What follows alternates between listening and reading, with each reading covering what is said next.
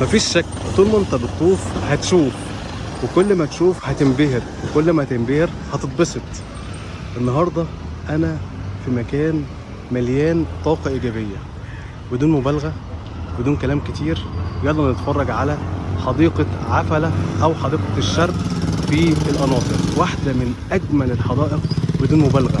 تعالوا نتفرج بقى على اول ما بتيجي هنا. طبعا مواصلاتها سهلة جدا من المظلات، هتيجي عن طريق من المظلات او من التحرير، عربية هتجيبك لحد كوبري محمد علي، وهتتمشى مسافة الكوبري تقريبا 5 دقايق تلاقي نفسك في حديقة عفلة، واحدة من أجمل حدائق القناطر بدون مبالغة. طبعا أول ما بتيجي هنا بتلاقي شباك التذاكر، هتقطع من عليه التذكرة، وطبعا الأسعار زي ما هوريكم دلوقتي. الأسعار إيه؟ ب20 جنيه التذكرة في كل الأيام ما عدا الجمعة. الجمعة بتبقى ب30 جنيه، في الأعياد سواء بقى عيد الفطر أو عيد الأضحى أو عيد شم النسيم ب40 جنيه. الاطفال في الاعياد بتبقى ب20 جنيه وب10 جنيه في الايام العاديه جميع ايام الاسبوع. طبعا متاح الدخول بالموتوسيكل او بعربيه او باوتوبيس او بميكروباص، وكل حاجه بيبقى ليها اسعار. اول ما بتخش بقى بتلاقي حضرتك البوابه دي بتخش منها، لو انت جاي طبعا بعربيتك بيفتحوا لك البوابه الكبيره. طيب اول ما بتخش بتلاقي جمال غير طبيعي بدون مبالغه، جمال في كل شبر، اشجار الوان وانواع مختلفه. بصوا حضراتكم،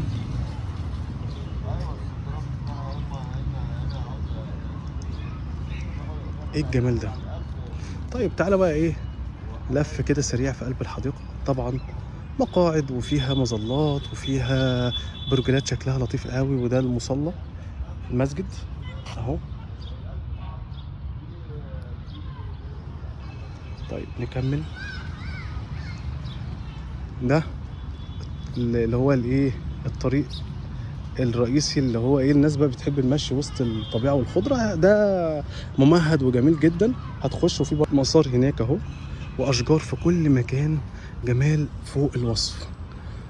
برضو من ضمن الحاجات الحلوه اللي موجوده هنا هتلاقي ايه، هتلاقي الشلالات دي او النافوره اللي قدام حضراتكم دي، حاجه تحفه قوي. اشجار من ايام محمد علي، التين البنغالي، النخل الملكي، البرجلات زي ما قلت لك.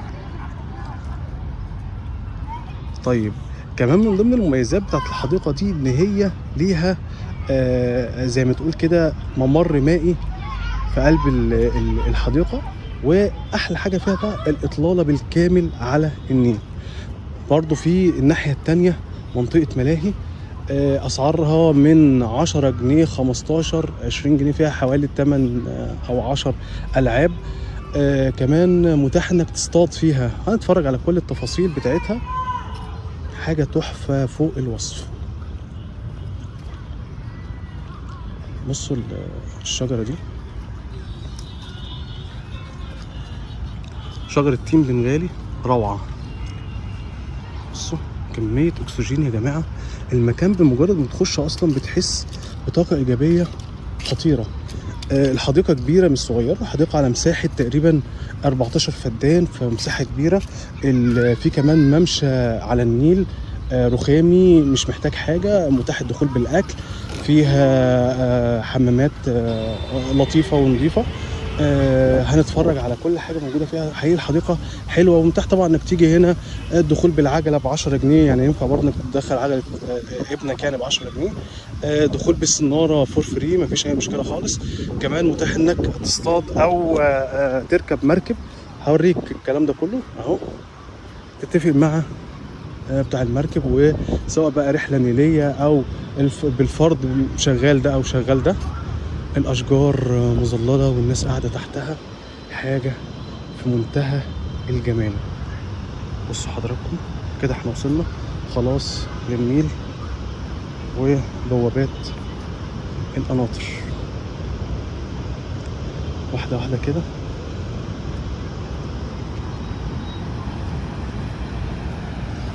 حاجة شكلها فوق الوصف. دي المراكب زي ما قلت لكم اهي،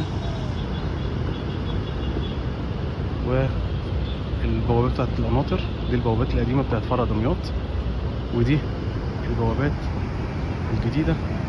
ولو معاك سنارة هتصطاد زي الراجل اللي هناك. مفيش اي مشكله خالص. وينفع كمان انك تشتري صناره، يعني هم هنا كمان بيبيعوا الصنارات اللي هي الصنار البوص. الفرد الصناره مثلا حوالي 15 20 جنيه، وبتبقى بتاعتك بشكل كامل، بس هي بوص طبعا مش حاجه متطوره. تمام، حاجه جميله مبهره فوق الوصف. مرة تانية بس هوضح لكم المواصلات. هتركب المترو وتنزل محطة المظلات، وهتخرج هتلاقي في شارع اسمه شارع تفتيش الري، اخره هتلاقي العربيات او الميكروباصات. بالظبط 35 دقيقة هتبقى في ميدان القناطر. من هناك هتتمشى حتة صغيرة للحديقة اللي احنا فيها دلوقتي. هتلاقي نفسك في حديقة عفلة بجمالها ودلالها، وزي ما قلت لك متاح الدخول بالاكل. الورد والاشجار والجمال فوق الوصف، وصوت الميه وهي بتنزل من القناطر من المستوى العالي للمستوى اللي بعده حاجه غايه في الجمال. طيب عشان برضو اوضح لحضرتك المسافه اللي انت هتمشيها، شايف الكوبري؟ هحاول كده اقرب. الكوبري ده البوابه اللي بتخرج منها العربيات، هي دي اللي الميكروباص هيجيبك من التحرير او المظلات من عندها لحد هناك، وانت هتتمشى المسافه دي لحد ما تيجي لبوابه الحديقه هناك. هنا هتقطع التيكت زي ما قلت لك، وهتخش المكان المبهر ده.